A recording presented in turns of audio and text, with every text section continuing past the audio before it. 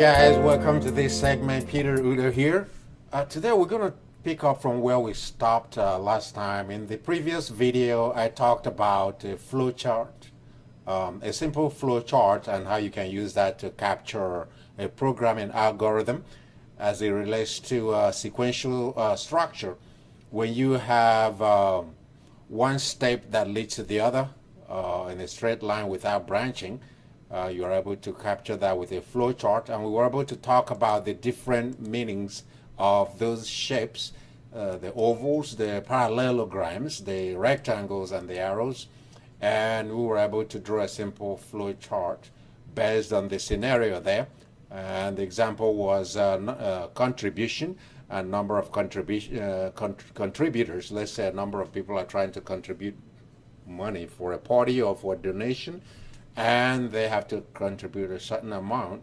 We're able to show how you can use a flow chart to capture the algorithm that you're going to be using as a basis to create a program that the computer will use to crunch the numbers for you. So if you are wondering where what each one of these means and you haven't seen the video, be sure to check it out on YouTube. You can use this particular title there. You can type it in there with my name beside it. It will pop up, or you can go to this link on YouTube and you'll be able to watch the video on this one. And this is basically a sequential structure where things go from one step to the other without branching. You call that sequential structure. Sequential structure. But when you have to deal with a condition, let's say that you are the group is contributing to a charity, and then the condition, you want to program your staff so that if somebody contributes more than the average or more than the assigned amount, the program will calculate it so that the person's contribution is multiplied by 100%, is doubled. Let's say each person is contributing $10, and you can program it in such a way that if somebody donates more than $10, the amount is doubled. So we're going to capture how that works, and I've already put in a diamond here. Diamond is a decision point, whereas we have seen that each one of these oval being a terminal symbol, a parallelogram for input and output, and rectangles for processing, arrows for to show a flow of data or signal. The new thing that we have inserted today is a diamond, which is a decision structure. So other than that, nothing is different. And what I'm going to do is replace these teeny tiny arrows with the block arrows for this second stage. So I'm going to go ahead and look for another type of arrow from our shapes, and this one here, let's try using a block arrow here, and I'm going to go ahead and copy that as I did in the previous one. Instead of going back there to keep reinserting, I'm going to copy that and put that here. May not necessarily be in a straight line, but at least we get the picture, get an idea of what we're trying to do here. Sometimes it could be a little crooked. So we have that right there, and this one will show a flow between the last, oops, it's not copying that. Let's copy that and put it right there. Okay, so the flow of steps is right there, captured by the arrows. So we have that. I want to make sure we can see the head of the arrow. Move it up a little bit so we can see the head where it's pointing, and that one, move it up a little bit. Okay, so each one is pointing downwards. So here we have a decision point where we talk about decision structures. Sequential structures will imply that each task is performed after the other without having to worry about any other condition that applies. But if we have a condition whereby if contribution is more than $10, for instance, we double that, then it becomes a decision structure. You're making a decision somewhere. So with that, we're going to with that said, we're going to go ahead and indicate how that works. We're going to grab another arrow here, the one that points to that direction. And let's see if we can find one. That's one right here.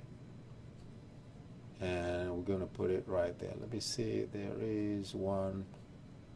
Let's see if we can get one that is like half a square, and I can't see that. We could see that if I keep looking, but let's go ahead and just grab one. And I'm going to get this one right here. And so input contribution per person, if the person's contribution is more than $10, right here, we want to indicate that branching out right there.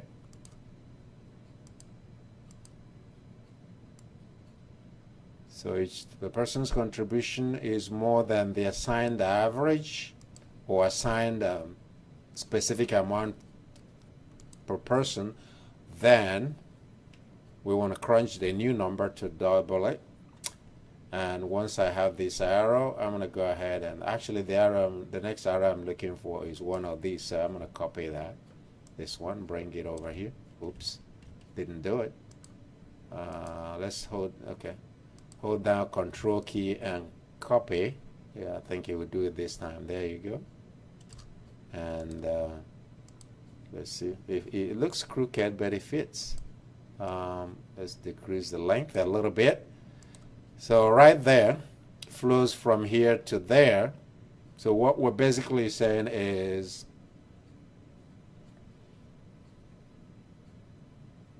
input contribution per person and input number of contributors. This will be prompting the user of your program. Each time they punch in the number, they get the next prompt until it gets to the point where this rectangle is, the processing happens.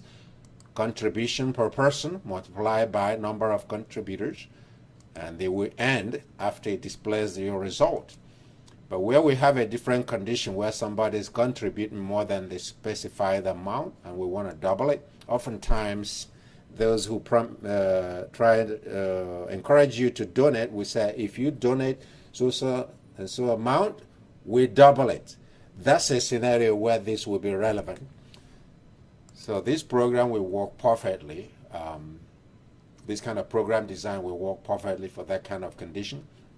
So this is a simple one. In some scenarios, you may have multiple branches whereby if A happens, B, do B, and you go on and on and on, and if B, then do C. If C, then D. So the previous condition determines what happens next, and the one that comes after it depends on what happens previously. But here we have a simple decision structure, only one branch. If contribution is more than what everybody else is contributing, double that. So we have the decision structure here indicated by a diamond, and we're going to copy our arrow here again and bring it down here because we want to indicate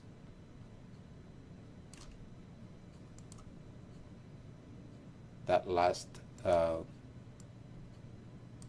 next to the last step here.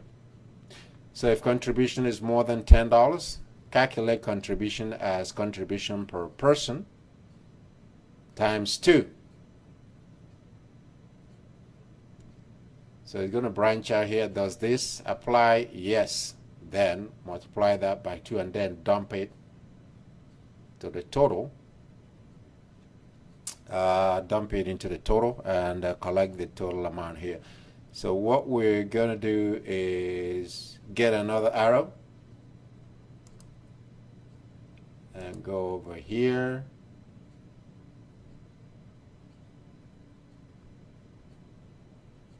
And let's see, left pointing arrow, and it's right there. All right, so we have that. Doesn't look uniform, but at least we get the message. So you start input number, input contribution per person. You punch that, and then it prompts you input number of contributors. Maybe you have 30 people, each contributing $10. And then once you punch number of people, it will process that for you by calculating total amount. And how does it do that? Calculate total contribution as number of people times contribution per person, whereby somebody or a few people are contributing more than that $10. As an example, it will double their contribution and then dumps it into the total amount.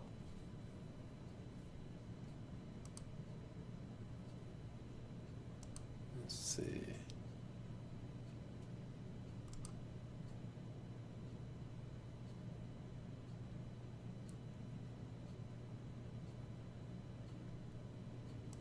Actually, there is a correction that we need to make here. This, oops, undo that. Let's drag this down and drag it down here. Oops, we'll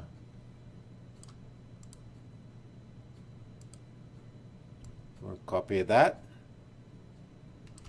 and oops, it copied both of them. That's crazy. We'll copy one, just the circle, not the circle but the arrow. Actually, let me grab another arrow. This is taking too long. I'm gonna grab another arrow here. It should be here if I've used it before, and it should be right here. So what this indicates is that this arrow is going to come down here, and because the size of the arrow has increased over here, we might go ahead and resize these ones, make them uniform.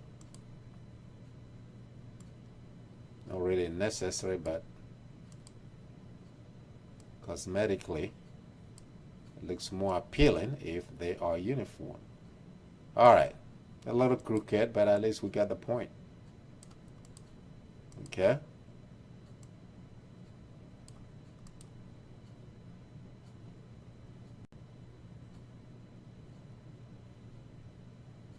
All right, so you start if amount of contribution is greater than the assigned amount for each person. You're going to calculate the contribution as contribution per person times 2, and then end. If that's not the case, then continue as normal, number of contributors times contribution per person, and then end. All right, that's it, guys. Thanks for watching. Don't forget to subscribe and share with friends, and keep those comments coming. I've seen a number of comments, very positive, and there are some ideas that have been suggested for videos. I'm going to put those into consideration. Once I have enough time, I'll put more videos together. And with that, I'm going to say once again, thanks for watching, and I'll see you in the next video.